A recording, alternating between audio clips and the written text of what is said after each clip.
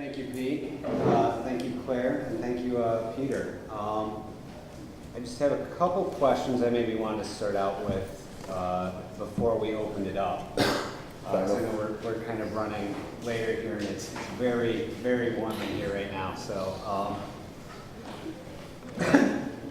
well, I guess one of the things I want to start with, I mean, there were this kind of normative structures in both of your works, and I think maybe Pete, you at the end kind of very sort of explicitly provided a means for understanding some of these and how they kind of operate cognitively. But I think in your work, Claire, they kind of operated as a different sort of structure. I mean, they become maybe this sort of get built into the technologies, this reification of these sort of stereotypes and these heuristics, these biases that we do not necessarily see play out. And maybe even, Peter, within your own work, you've kind of pulled in these sort of sort of big symbols from the culture and, kind of tried to mash them together to sort of mess with people's sort of understandings of these sort of maybe more normative relations. But I guess I was hoping maybe you guys could speak to that in each other's works. And I guess one of the things was, I guess, finally, just kind of either the normative as a negative or positive structure, because I believe it really gets seen as sort of a negative structure in certain sort of later critical theories, such as Adorno. Can I take that just methodological point? Yeah. Just like the problem with the word normative is there's two different connotations bound up in it. One is normal, right, like average, right, and the other is the way something should be, right. So it's about the way things ought to be versus the way things are on average, and this causes a lot of confusion because some of the philosophical tradition uses the word normativity and normative to talk about the ought, and some of the tradition uses it to talk about not just the average but the imposition of the average or the imposition of certain structures. And the best thing to do when entering into stuff like this is just to make that distinction initially, and recognise that we can talk about both. It's perfectly fine. We don't have to either be yay normativity or boo normativity. We can, and I'll go on. I'll pass on to Claire.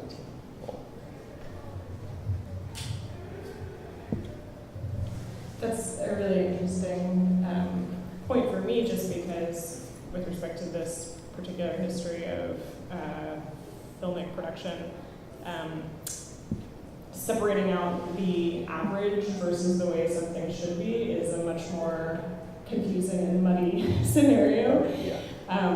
Even the standard observer, for example, the average, the mathematical average observer has to stand in functionally for the way that something is, even though we know that that's always going to be a partial and ultimately poor representation. With respect to the world of imaging, and this I think is what you were saying about the normative seeming like kind of a negative thing in my read of that. I think that's true insofar as if, let's say, Kodak is interested in the average desires of their particular group of consumers, who they believe their consumers are, who they want their consumers to be, that's always an exclusionary idea, I think. No one average is probably going to cover all desires. So yeah, in this particular case, the normative is the average is exactly that, the way something should be, because in terms of markets and aesthetics, in this particular case, that is basically money. Well, I was thinking, I mean, it was kind of interesting that you say these get entrenched in sort of historical standards over time, and they become, from Kodak to ISO, and they become the sort of foundation for these later structures like our digital programs, our machine learning algorithms, and all this. So I mean, it's kind of very interesting to contrast this with how maybe you described some of the, by you and you, Pete, described some of the sort of pre-rational cognitive processes that become evolutionary entrenched and sort of build up certain sort of structures that kind of inform these sort of higher level cognitive behaviors. Well, I mean, obviously, when we talk about cognitive biases, right, our cognitive biases are built in quite deep. Right? A lot of them come from like evolutionary inheritance.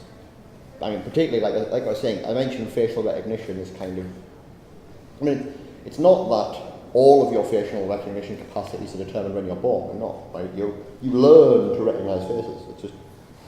It's just that the capacity for that learning is kind of built in a certain sense. You do come with a certain set of building blocks out of which it's elaborated, and those are part of a wider system for sociality. Like we're social apes, right? That stuff goes down deep, and sociality doesn't just mean friendliness. It means relation to enemies and differences. You know, like identifying and stereotyping threats, right, to the group. Things like this, you know, they're built in quite deep. Which isn't to say we can't get rid of it. We can't put them in check. Like we can. The point is to identify them so we can put them in check, right?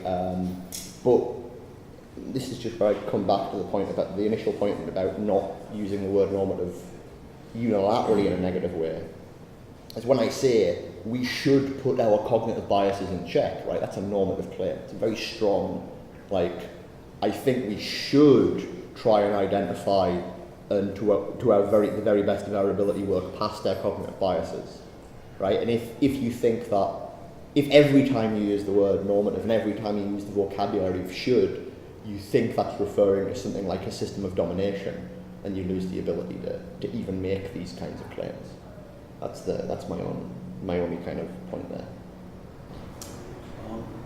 Peter, actually, I was wondering. Sorry. I don't know if this can be. Thank you. I could add something. It's hard for me to imagine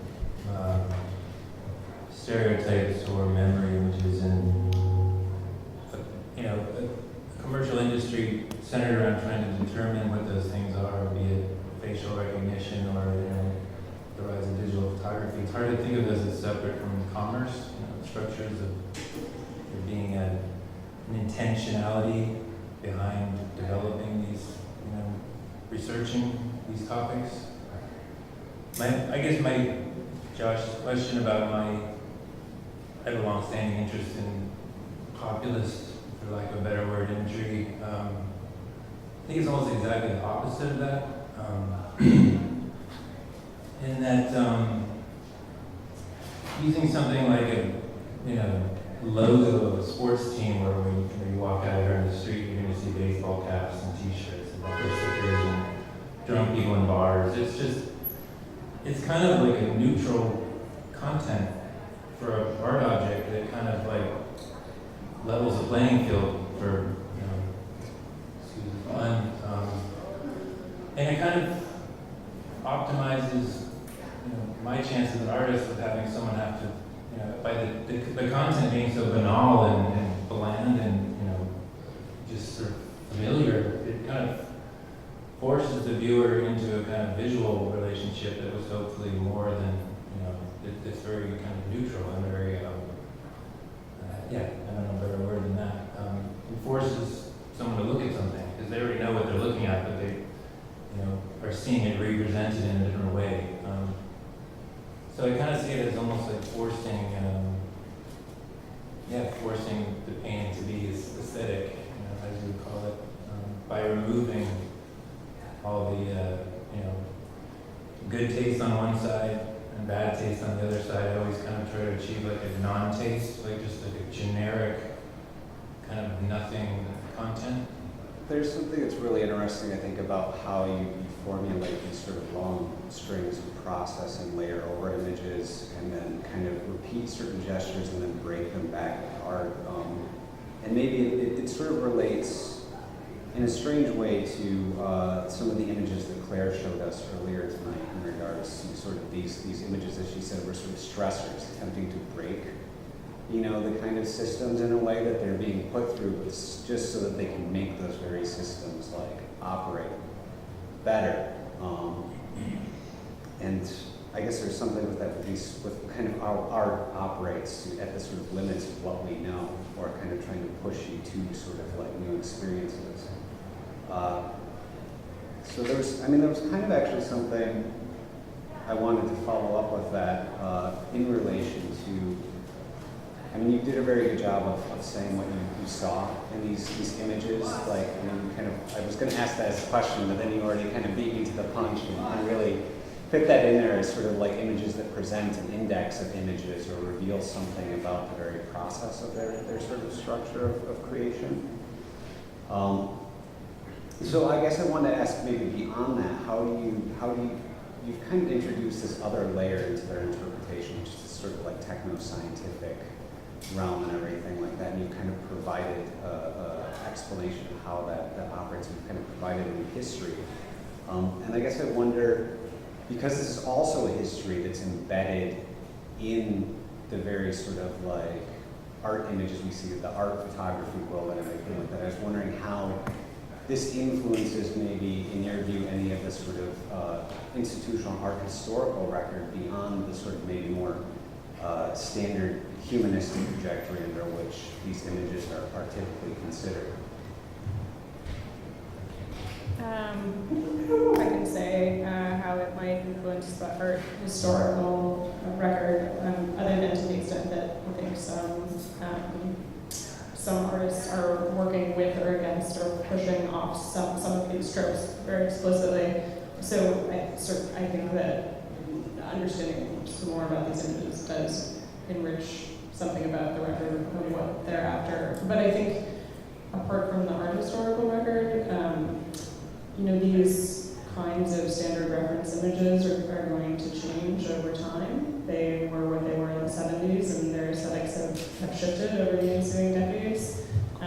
They'll always be trying to get something or to represent something about the image world and what we want to get out of it.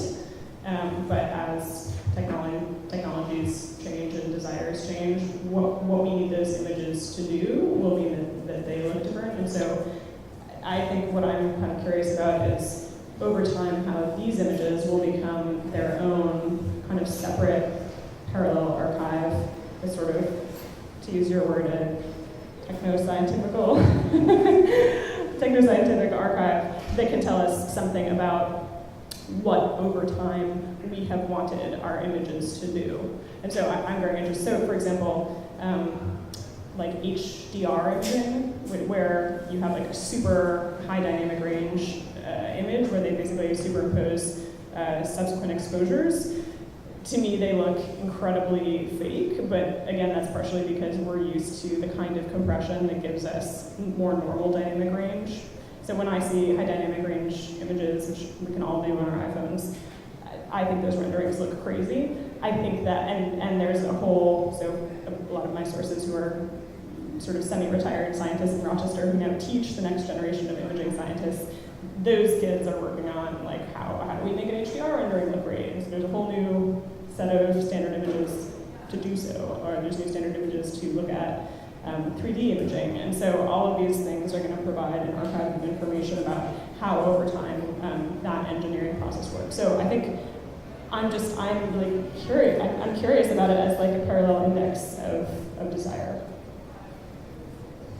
Well, I guess I think the next question I wanted to ask is fairly general. I guess I was just wondering, maybe since we've kind of put this together with these sort of weird tiers where it's like we're working sort of.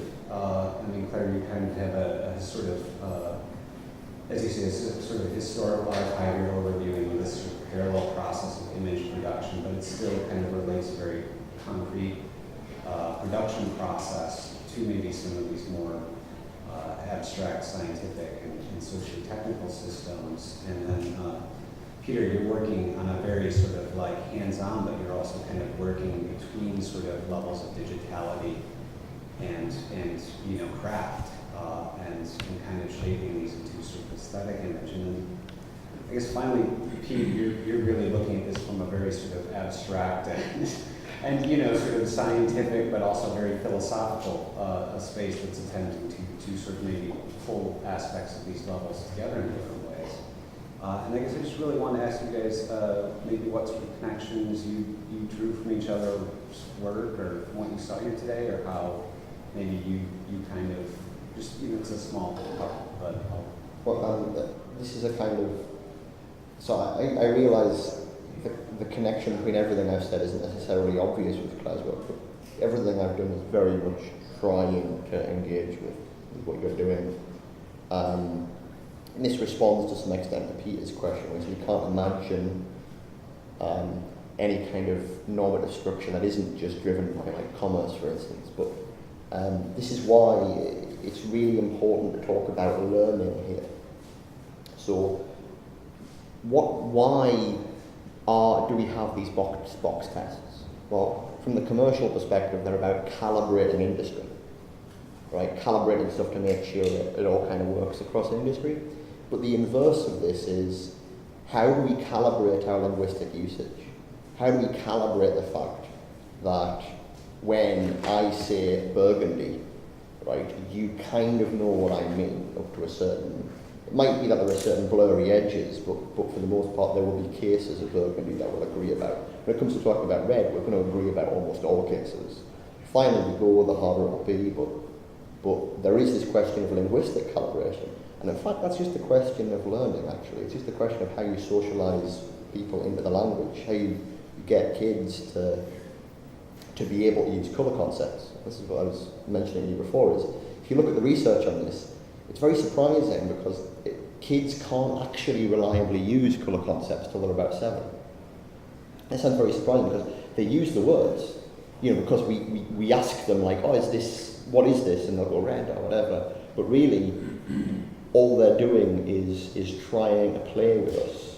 And they don't reliably gain the ability to, what I call, recognise things and re-identify them as particular colours for quite a long time. That's quite a difficult thing to do. And the reason for this, by the way, is that not only do you need colour constancy, so you need to be able to identify an object as a certain colour in various different lighting conditions and from different angles, but you also need colour unification. So you need to be able to look at, say, one of our shirts, for instance, and despite all of the lighting, meaning that the hues are various different across the surface, you just say it's just blue. The whole thing is just unitarily blue. Anyway, let me get to the point. The point is, the way we go about teaching kids to do this is we use prototypes, we use exemplars. So we go, here's an apple, it's green, right? Here's the fire truck, it's red, right? And so we shouldn't be surprised when we find certain kinds of what you call memory colours that are tied to particular things in the way in which we process and think about colour. Because it's part of the scaffolding that we use to teach ourselves colour concepts. So the industrial calibration and the pedagogical calibration end up being kind of related processes, right? It's the crucial point. Okay, take it away. Yeah, so that was a super interesting thing that you brought up, that idea of prototypes giving us these schema that we work with, and for me, it's really complicated when you start talking to scientists who are working on this stuff, because they talk a lot about memory color and they also talk about preference, and they start to intertwine those things kind of radically. And so at a certain point, I really had to find out what exactly were the human factors scripts like. What kinds of questions did they ask about what they thought was right versus what they liked. To what extent does pleasingness have to do with what we believe is accurate? And actually for all color scientists, that remains to some extent complicated and hard to tease out, even though we do know that memory color is based on brightness. So people not in the business, not people not involved in the commercial business of selling images, for example, psychologists who are solely focused on these psychophysical effects, when they test people with zucchinis and apples, they really do know that apart from pleasingness, that this effect is happening. So I'm really, I finally said to one of my sources, like, well, what do you actually think is going on? Like, why, by what process do you think that phenomenon is happening? And he said, when I really think about it, all of human memory is based on these kinds of heuristics. That's what we have to work with. Like, stereotype is our tool. And he said in the same way that like people are notoriously bad at police lineups, or any memory that you have a couple days later will generally be characterized by its dominant characteristic. And so he said that if you think about it that way, it's only natural to assume that any hue over time will become dominated by its dominant characteristic in memory. So it was very interesting for me to hear about some of the connections and neuroscientific research. And I loved hearing about Peter's process, because in that one painting, I feel like there's an extraordinary, not that this was necessarily a part of the content for you, but that process, those processes of translation, taking a photograph of the model, warping it, printing it out again, then yourself on the palette, matching the colors that you need with your eye. These multiple translations of color, there's such an incredible history that actually goes into all of those technical processes. So I guess you had sort of talked about, when we were discussing tonight, sort of what can this kind of history sort of do for us in thinking about art, and I think for me, that just kind of, and for me in general, kind of having done this level of research on imaging and the way that color is processed and sort of regulated in this way, it kind of only, for me, sort of deepens my wonder at the amount of political and historical and commercial information that is essentially encoded in every step of that. I think it's amazing.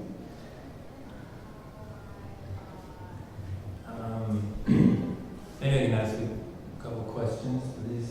I was wondering, when you're speaking about this, at a certain point in time, there becomes this interest in discovering these memory colors or these stereotypes.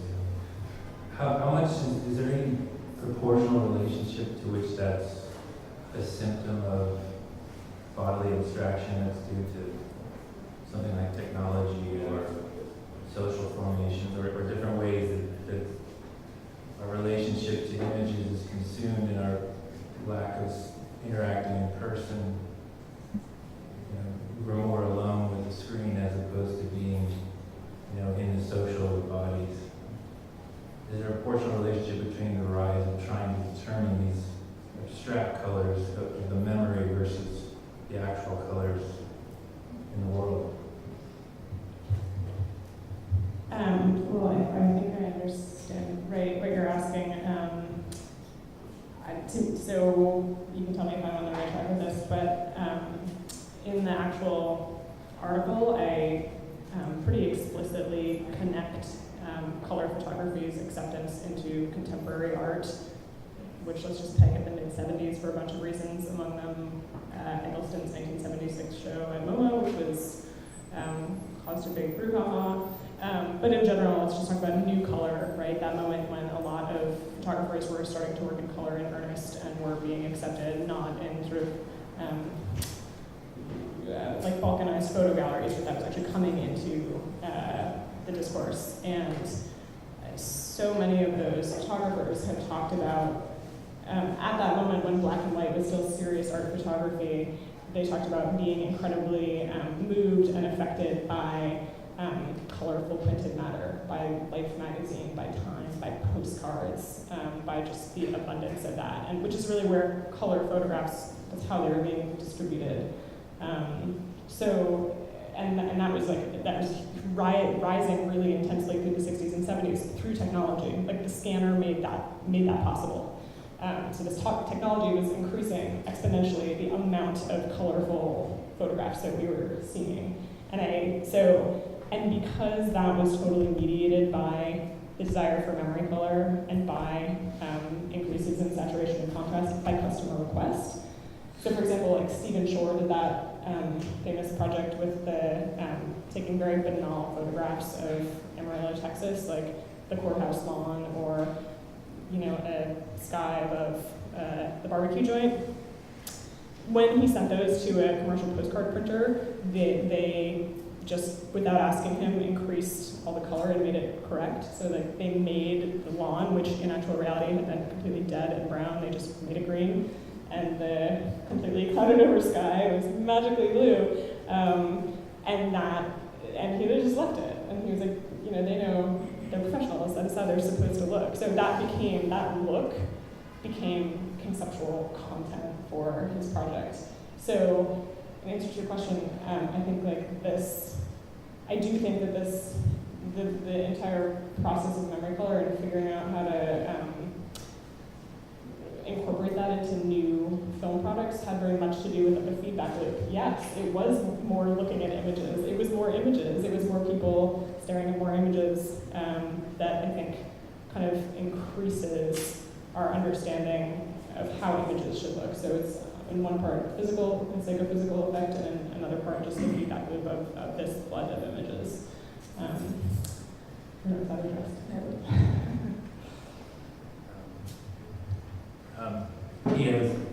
We were talking the other day, I was mentioning that some of the language used is somewhat archaic. I've never heard form and content used in an art theoretical essay since like 90s, which I thought was interesting and intentional. But you also use the word meaning, as a particularly reference to the semantic, in which the aesthetic is less important. Language becomes, there's a connection of a shared language between artist and viewer. I was just wondering how, first of all, what you mean when you say meaning now in art. Art, when art is meaningful versus when art has meaning. But also, how is the production of meaning in art, if it's just transferring information from an artist to a viewer who share a kind of, whether it's an elite language or just a common language through shared experience, how's it different than what happens in meaning transfer in an academic discipline like philosophy, or in any profession for that matter? Like, so when my car breaks down, I want to get my car fixed, I take it to a mechanic. He has the information to say, like, what's wrong with the engine? He goes, well, we should do this and it'll work better. He has the information in his brain. He could have gotten it from hanging out with his brother in a parking lot of a working class neighborhood. He could have gone to an elite mechanic school. But how is it different? You seem to single out art meaning as different from these other production meaning in these other worlds. Well, that's, this is why again, I had to run through a lot of stuff, but why I was trying to sort of suggest that I'm actually quite critical of the semantic view. Because this is the problem for the semantic view of art. If you think that what defines art is some kind of content that is communicated to the viewer, then you have this problem of how is that different from just having a conversation or writing a book or an article? Like, if you've got something to say, why say it in an artwork, right? This is the problem of the semantic view in my opinion. So if you want I mentioned the institutional theory of art, but if you want a name, Arthur Danto would be one. I come from a philosophical background, who just kind of just says, yeah, art's just about meaning, right? I think the challenge is entirely right. Like, you can't think of art as just being about meaning. The problem is, I also think there are clear examples where art is about meaning. Not completely, but there's some important, like say, in good conceptual art, right? There is something like a content or a content dimension, right? That is like, if you didn't have language, you wouldn't get it, right?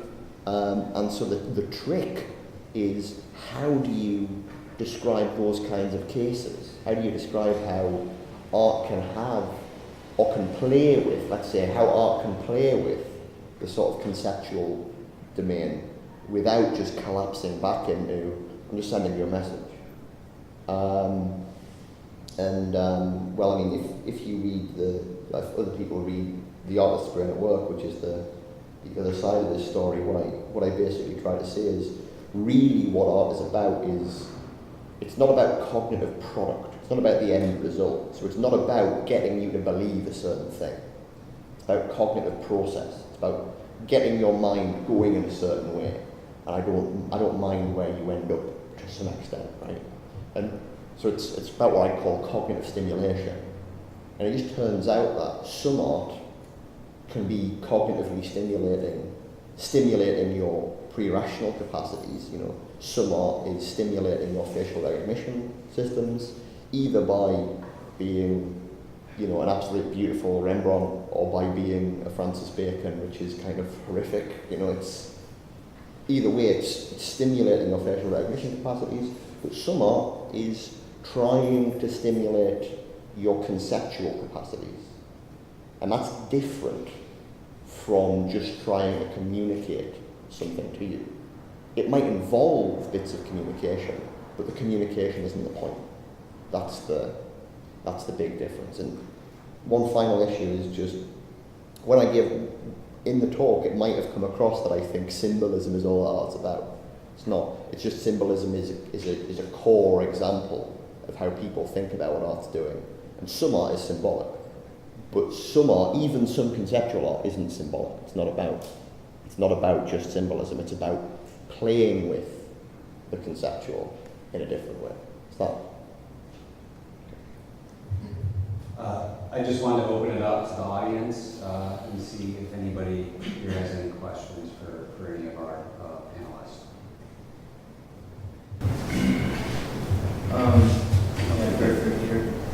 Do these detach, or are we just basically? I'll speak that. You talked about philosophy of mind, and you should use philosophy of mind as a tool for working with aesthetics. And I'm curious what you think about what the limitations are for philosophy of mind, and what other branches of philosophy are important in describing what art is. So for example, ethics or social philosophy or even metaphysics, even if we're talking about it in terms of cognitive stimulation, still, there's like canonization, the way that art deals with certain issues that come up in society, or if it's some kind of process that's a lot like becoming, I'm just curious. I know you're interested in philosophy of mind, and that's part of the reason you're focused so much on that. I'm curious That's a really excellent question. The one thing I can say categorically has nothing to do with philosophy of art is metaphysics. That's not because I'm pro metaphysics. It's just metaphysics has nothing to do with philosophy of art. It's part of this book. Like, if you think metaphysics. Well, no, but even then, it's Heidegger's an interesting case, and we could have a conversation about that. But there is important questions for, like, say, social philosophy, and also, I mean, I'd say that so if you want to talk about social theory, the philosophy of society, right? Obviously, if you want to talk about art as an institution, right, then we're going to be going into the realms of social philosophy. We're going to want to know what institutions are, what kind of institution art is, and what's it supposed to do. Even can we talk about institutions as having something they're supposed to do? So I think that's one kind of very interesting question. But the more fundamental one for me is the philosophy of value. So this is where you get sort of links with ethics, but not quite. So I think, so you know, I was talking about there's this question of the continuity between art and nature and art and craft, and I think this is what's fundamentally not quite thought by either the aesthetic or the semantic approach. For me, what is common is, I'm just going to say beauty. Right? When I say beauty, I don't mean prettiness, I don't mean attractiveness, I don't mean a particular normative ideal of how things should look. What I mean is a certain kind of value comparable to goodness and truth, right? So when I look at a Francis Bacon painting, you know, it's painful, but it's beautiful, right, in that sense, right? It's got a certain kind of value, right? So the interesting question is, what is that kind of value and how is it distinct from, say, ethical or political forms of value? I think there's a really bad tendency in philosophy of art to either not answer that question, avoid answering that question, or collapsing it into ethical or political ones. So well, the only value art has is political or ethical. No, there's something more than that. It's not to say there's not a relation, but that for me is the big question.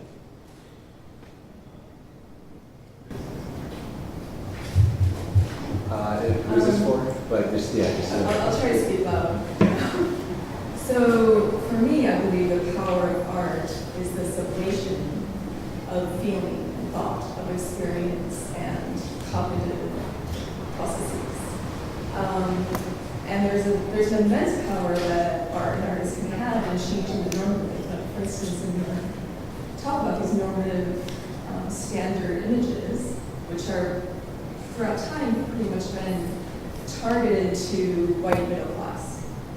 Right? We didn't get into talking about racial preferences or anything like that. And I'm wondering if in your research and your work, if you've come across a number of artists who are actively working towards changing those normative ideals in photography or standard images to produce this multiplicity of truth that we can then take forward and experience in society. I don't know if their stated interest or objective is to change those standards, but I think for sure there are people who are working to point that out, whether not semantically or obliquely. So I think obviously we talked about Christopher Williams. I did actually show very briefly an image by Bergberg and Channerin. It was actually the billboard image of a Shirley. So they've also worked with that. Just like at a certain point, this might be apocryphal, but Godard was in Mozambique and refused to shoot on Kodachrome 16 because he said it was racist. That the film did not do justice to black skin. That is true. It also points to like the normative butting up against a particular limit, which is that when a white person and a black person are in the same frame, they run up against a simple technical compression problem, which is that to force all the information of the world into the picture, whatever compression is decided upon, it's almost always to clip the highlights and shadow areas and to keep more of the midtones. And so this is, for example, why standard images often have a bride and a groom. That's an engineering challenge. A black tuxedo and a white dress is a really basic engineering challenge to make films that make that look good, that can retain enough detail information in both of those extremes is actually quite difficult. So anyway, yes, some of these norms will butt up against these like actual technical difficulties, which is indeed why what Godard was saying was true. So it's very difficult. It was for a long time very difficult for DPs to actually successfully light a multiracial cast.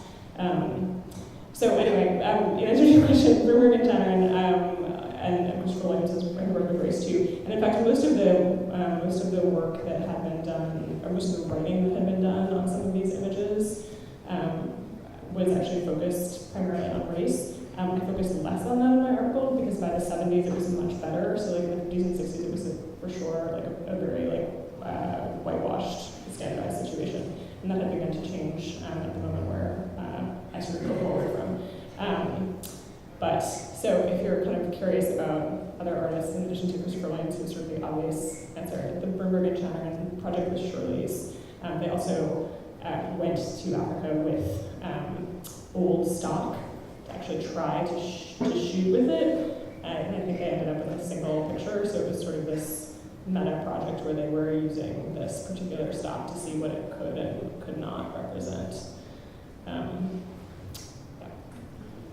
Let's just really quick off of that. I kind of wondered as you said, moving between Fuji and Kodak, and then when they moved to the ISO standard, it kind of became more of a global project to sort of source these images. And I guess I wonder if that sort of cosmopolitan had an effect, that sort of cosmopolitanism, maybe in the sort of Kantian sense, had an effect on sort of like the acceptance or the kind of the changes in these sort of normative structures, which fed the algorithms or whatever that led to from background images. I don't know the answer, but that's really interesting. For sure, the globalization, or the sort of international standards were really driven by Fuji and by Kodak, and so I would guess that the norms reflected in Japanese and American culture would have been dominant.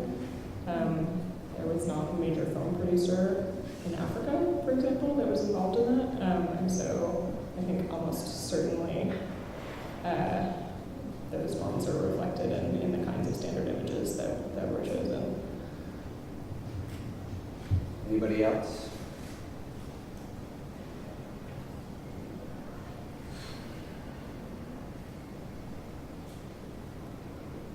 Well, I think I've got one thing I can add, which is just relating this stuff to facial recognition technology. There's an interesting intersection of facial recognition and colour. So I don't know if anybody knows about this. There was a very, very embarrassing incident for Sony where they tried to create a new password system, authentication system for laptops, where the idea was instead of putting in a password or using your fingers or whatever, you just open it up and you look into the camera and it'd see your face and it'd know it was you, and so you get into your laptop. And they got very, very close to rolling this out completely until it was, like, it got really, really close. And then they realised that black people can't get into their laptops. The system, if you're black, if you have black skin, it just can't see a face. And so I think it's a kind of horrible symbol of black people being locked out of things, but it kind of shows that it's because here's the point. It's something that my friend Don Fox says, which is machine learning is like money laundering for bias. Right? You can accidentally externalize your biases in your technological systems and then pretend as if they're not your biases. It's just a machine doing it. The machine just knows. But there are kind of clear cases, as I say, like for instance at the intersection of facial recognition and colour technology, where it becomes apparent that this is just what we're doing. We're just pushing biases out into algorithms. So, well, that was it. Well, I'll just give one more chance, and then I'm sure you're all very kind of hot and just maybe burned out at this point. But if there's nothing else, then I think we'll wrap it. Oh wait, one in the back there, sorry. In terms of the progression of art, do you think that it's going somewhere new and that the place is going to be relative to this new technology we're seeing, or do you think we've kind of reached a standstill in our history? Is there somebody in particularly is there someone in particular you'd like to direct that question at? You're right there. Peter? Oh, Pete? okay. I'm not in the centre. You mean Claire? Claire? You go. I think people are going to keep making all kinds of art, and it might respond to technology, and it might not. I think we're not at a standstill. I think it's going to keep going forward. Yeah, I mean, the end of art is a figment of some people. Well, a figment of the imagination of people who aren't very imaginative. That's like if you think that this is it, then yeah. It's not to say that we haven't. It's not to say that there isn't such a thing as stagnation, right? There can be things that stagnate art, and like I say, the obsession with art about art is one of those things, right? But it seems like we're kind of getting past that, which is great. And new technological mediums and things like this, just additional landscapes of possibility for things we can do in the future. So, great.